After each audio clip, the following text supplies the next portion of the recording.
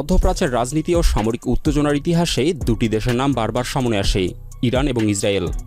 সাম্প্রতিক দিনগুলোতে আমরা দেখেছি ইরান সরাসরি যুদ্ধবিমান পাঠানোর বদলে ড্রোন এবং ক্ষেপণাস্ত্রের মাধ্যমে হামলার কৌশল বেছে নিচ্ছে। এই উত্তেজনা কখনো সীমান্তের বাইরে ছড়িয়ে পড়ে, কখনো সাইবার হামলা, আবার কখনো আঞ্চলিক প্রক্সি সংঘাতের মাধ্যমে প্রকাশ পায়। কিন্তু সামরিক কৌশলের দিকে তাকালে একটি বিষয় স্পষ্টভাবে দেখা যায়, ইসরায়েলের বিরুদ্ধে ইরান সাধারণত যুদ্ধবিমান পাঠানোর পরিবর্তে ক্ষেপণাস্ত্র এবং ড্রোন হামলার কৌশলকেই বেশি গুরুত্ব দেয়। কিন্তু কেন? এই প্রশ্নের উত্তর খুঁজতে হলে আমাদের দেখতে হবে ভৌগোলিক বাস্তবতা, সামরিক সীমাবদ্ধতা এবং বর্তমান সংঘাতের পরিস্থিতি।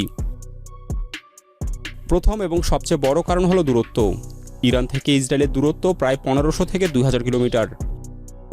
এই দূরত্ব সরাসরি পাড়ি দিতে হলে যুদ্ধবিমানকে একাধিক দেশের আকাশসীমা অতিক্রম করতে হবে, যেমন ইরাক এবং জর্ডান।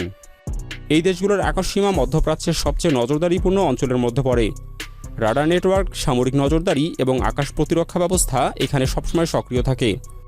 ফলে ইরানের যুদ্ধবিমান যদি এই পথে ইসরায়েলের দিকে যায়, তাহলে তা খুব দ্রুত শনাক্ত হওয়ার সম্ভাবনা থাকে। আর একবার শনাক্ত হয়ে গেলে সেই বিমানকে ইন্টারসেপ্ট করা অনেক সহজ হয়ে যায়। দ্বিতীয়ত, আকাশে প্রতিরোধের ঝুঁকি। মধ্যপ্রাচ্যের আকাশে শুধু আঞ্চলিক দেশগুলোর নজরদারি নয়, বরং বড় শক্তিগুলোরও উপস্থিতি রয়েছে। বিশেষ করে আমেরিকা দীর্ঘদিন ধরে এই অঞ্চলের সামরিক ঘাঁটি এবং রাডার নেটওয়ার্ক পরিচালনা করছে। ফলে কোনো অচেনা সামরিক বিমান কয়েকশো কিলোমিটার দূর থেকেই শনাক্ত হয়ে যেতে পারে। যদি ইরানের যুদ্ধবিমান ইসরায়েলের দিকে এগিয়ে যায়, তাহলে মাঝপথেই তা বাধার মুখে পড়তে পারে। এমনকি অনেক বিশ্লেষক মনে করেন ইসরায়েলে পৌঁছানোর আগেই যুদ্ধবিমানগুলোকে বাধা দেওয়া সম্ভব। তৃতীয়ত, জ্বালানি এবং ফুয়েলিং সমস্যা। আরেকটি গুরুত্বপূর্ণ সমস্যা হলো জ্বালানি। দূরপাল্লার বিমান হামলার জন্য মাঝপথে আকাশে তেল নেওয়া প্রয়োজন। এই প্রযুক্তিকে বলা হয় এরিয়াল রিফুয়েলিং। বিশ্বের বড় সামরিক শক্তিগুলো তাদের দীর্ঘ দূরত্বের মিশনের জন্য বিশেষ রিফুয়েলিং ট্যাঙ্কার ব্যবহার করে, কিন্তু ইরানের কাছে এই ধরনের বিমান খুব সীমিত। ফলে একটি যুদ্ধবিমান যদি ইসরায়েলে পৌঁছায়ও, তাহলে হামলার পর নিরাপদে ফিরে আসার জন্য পর্যাপ্ত জ্বালানি পাওয়া কঠিন হয়ে যায়।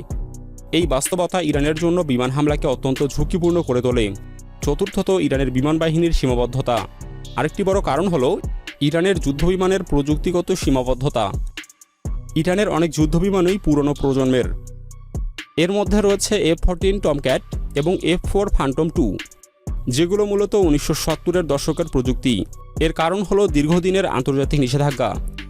1979 সালে ইরানিয়ান রেভলিউশন এর পর পশ্চিমা দেশগুলো ইরানের উপর কঠোর সামরিক নিষেধাজ্ঞা আরোপ করেন। ফলে নতুন প্রজন্মের যুদ্ধবিমান কেনা বা আধুনিক প্রযুক্তি পাওয়া ইরানের জন্য প্রায় অসম্ভব হয়ে পড়ে। এই বাস্তবতায় ইসরায়েলের মতো আধুনিক বিমান বাহিনীর বিরুদ্ধে আকাশযুদ্ধে নামা ইরানের জন্য খুব কঠিন। পঞ্চমত, দূর থেকে আঘাতের কৌশল। এই সীমাবদ্ধতার কারণেই ইরান ধীরে ধীরে ক্ষেপণাস্ত্র প্রযুক্তিতে ব্যাপক বিনিয়োগ শুরু করে। আজ ইরানের হাতে রয়েছে বিভিন্ন ধরনের ব্যালিস্টিক ক্ষেপণাস্ত্র, যেমন শাহাব 3 মিসাইল এবং সিজিল মিসাইল। এই ক্ষেপণাস্ত্রগুলো কয়েক হাজার কিলোমিটার দূরের লক্ষ্যবস্তুতে আঘাত হানতে সক্ষম। সবচেয়ে বড় সুবিধা হলো এই অস্ত্রগুলো ব্যবহার করতে বিমান পাঠানোর প্রয়োজন নেই। ইরানের ভেতর থেকেই এগুলো উৎক্ষেপণ করা যায়। অন্যদিকে ইসরায়েলও এই ধরনের হুমকির জন্য বহু বছর ধরে প্রস্তুতি নিয়েছে। দেশটির আকাশ প্রতিরক্ষা ব্যবস্থা বিশ্বের অন্যতম উন্নত। এর মধ্যে রয়েছে আয়রন ডোম, যা স্বল্প দূরত্বের রকেট প্রতিরোধ করে। মাঝারি দূরত্বের জন্য মোকাবিলা করে ডেভিড স্লিং। আর দূরপাল্লার ব্যালিস্টিক ক্ষেপণাস্ত্র প্রতিরোধের জন্য রয়েছে অ্যারো মিসাইল ডিফেন্স সিস্টেম। এই বহু স্তর প্রতিরক্ষা ব্যবস্থার কারণে ইসরায়েলের দিকে ছোড়া অনেক ক্ষেপণাস্ত্র আকাশেই ধ্বংস হয়ে যায়। বর্তমান সময়ে মধ্যপ্রাচ্যের পরিস্থিতি আগের চেয়ে অনেক বেশি অস্থির। এই পরিস্থিতিতে ইরান এমন একটি কৌশল বেছে নিয়েছে যেখানে সরাসরি যুদ্ধের বদলে দূরপাল্লার হামলা, ড্রোন এবং আঞ্চলিক মিত্রদের ব্যবহার করা হয়। এই কৌশল ইরানকে সরাসরি বড় যুদ্ধের ঝুঁকি ছাড়াই শক্তি প্রদর্শনের সুযোগ দেয়। সব মিলিয়ে দেখা যায় ইসরায়েলের বিরুদ্ধে ইরানের ক্ষেপণাস্ত্র নির্ভর কৌশল কেবল প্রযুক্তিগত নয়, বরং ভৌগোলিক, সামরিক এবং রাজনৈতিক বাস্তবতার ফল। দূরত্ব, আকাশ সীমার ঝুঁকি, জ্বালানি সীমাবদ্ধতা, পুরনো বিমান প্রযুক্তি এবং শক্তিশালী প্রতিপক্ষ সব মিলিয়ে ইরানের জন্য ক্ষেপণাস্ত্রই সবচেয়ে কার্যকর অস্ত্র হয়ে উঠেছে। আর সেই কারণেই মধ্যপ্রাচ্যের সামরিক উত্তেজনার আলোচনায় আজ সবচেয়ে বেশি গুরুত্ব পাচ্ছে দূরপাল্লার ক্ষেপণাস্ত্র প্রযুক্তি। কারণ এই অস্ত্রই ভবিষ্যতে যে কোনো সংঘাতে শক্তির ভারসাম্য নির্ধারণ করতে পারে।